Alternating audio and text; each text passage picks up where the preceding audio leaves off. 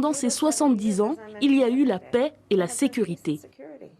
Nous parlons de la possibilité réelle d'une guerre en Europe. Va-t-on pouvoir éviter la guerre en Ukraine alors que la tension reste vive sur le terrain? Les efforts diplomatiques se poursuivent. Emmanuel Macron et Vladimir Poutine ont fait le point au téléphone sur la crise pendant près de 2 heures.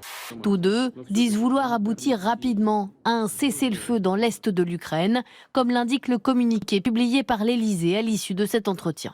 Les deux chefs d'État ont pris des engagements fermes de mener toutes les actions utiles pour éviter l'escalade, réduire les risques et préserver la paix. Quelles que soient ses intentions, il s'est placé au fur et à mesure dans une position qui a abaissé sa crédibilité. D'ailleurs, Poutine a dit une fois, d'une manière assez déplaisante, je trouve, que les Français n'étaient pas dans l'équation.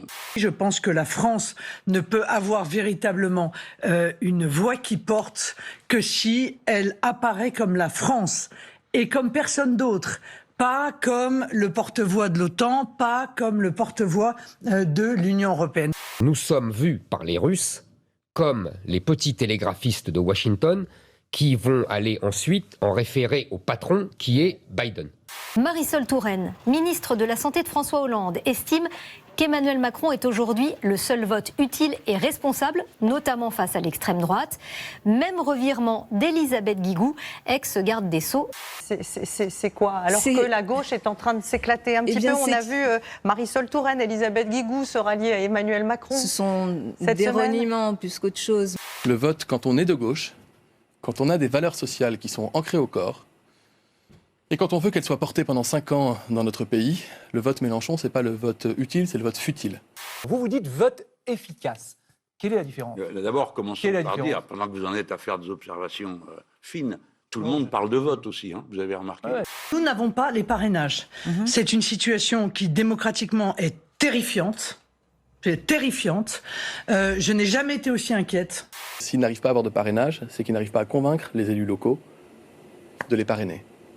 Ça veut dire qu'ils ne font pas envie aux élus locaux, qu'ils leur disent « moi je ne suis pas prêt à vous faire confiance ». Beaucoup de candidats sont dans la même situation que moi, c'est-à-dire que le réservoir s'est totalement asséché. Pourquoi? Parce que les maires depuis des décennies disent « ce système ne fonctionne pas » et que personne au pouvoir n'a voulu le changer. Je n'ai aucune certitude. C'est très dur. Nous nous sommes tous mis à téléphoner, on passe des heures. Il faudrait savoir quand même le temps pris par cette occupation. Vous n'avez pas suffisamment travaillé pour les obtenir? Comment est-ce que vous faites matériellement? Dites-vous alors que vous n'avez jamais cherché un parrainage de votre vie. Mais évidemment, je ne suis pas candidate à l'élection présidentielle. Mais vous croyez quoi? Vous croyez qu'on est des amateurs? Non, je me dis juste que Nathalie Arthaud, elle a réussi à les avoir. Elle les cherche depuis l'été dernier. Vous ne savez combien pas de temps comment est-ce ça que fonctionne, chère madame?